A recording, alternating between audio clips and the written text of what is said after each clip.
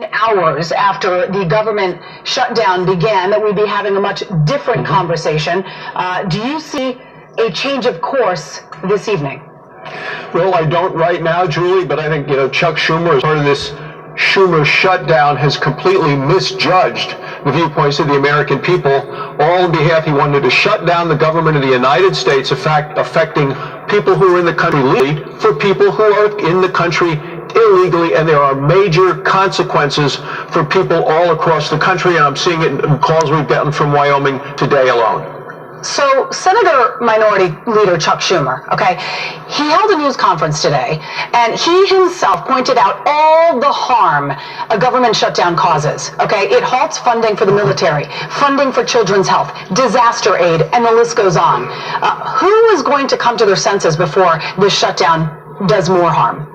Well, 5 Democrats already voted with us to keep government. Senator Schumer is blocking votes in the floor of the Senate as time expires. They're filibustering all of these things. I'm ready to vote right now to reopen the government, but we don't hear that from the Democrats. And there, as you say, there is real damage in terms of children's health, in terms of our military, our veterans, our first responders all across the country. And the American people realize that what they are doing here, this shutdown, is because of folks who are here illegally, and that across the people understand it's much more important to fund the government, to keep the government open, to address that other problem at a later time. But there is nothing that we have in this continuing resolution that the Democrats actually oppose. There are 9 million children dependent upon children's health plan. I had a call today into my office, and we've been here staffing all day answering calls. We have 7,300 people in Wyoming on children's health, and one woman called and said, will my child still be able to get health care now that the government is closed down because of the Schumer shutdown? We assured her that she will get that care in Wyoming. Senator John Barrasso, we're going to hold you up until the next commercial break, so we're going to be right back with you in a moment. I have a lot more to talk to you about regarding that cloture vote that was actually brought to the floor. What happened? It fell flat. We'll be talking with the senator about that and much more. Stay with us. Senator John Barrasso of Wyoming, chair of the Senate Republican Policy Committee. The White House just releasing a photograph of President Trump working in the White House. I'm not sure if you've had a chance to see it, but this is him on the phone wearing one of his Make America Great Again hats. During the shutdown, he had canceled a trip to Florida this weekend. He is working very hard to try to negotiate something. Who is he mostly putting pressure on in order to do that?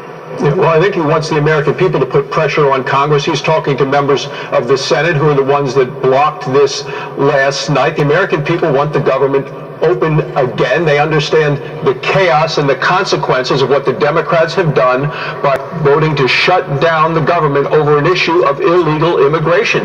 The American people overwhelmingly are saying it's much more important to keep the government open and funded, but to continue to work on the issue of immigration and do it in a bipartisan way and do it between the House and the Senate.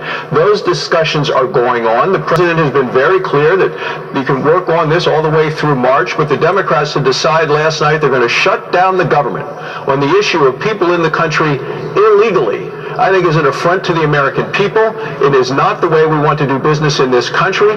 We need to move forward, and we need to fund these vital programs that people are so dependent on, like the Children's Health Plan, the opioid plan, issues related to our veterans, our military, national security, border agents, all of those things which are part of keeping the government functioning and funded. A cloture vote was brought to the floor today, and it fell flat.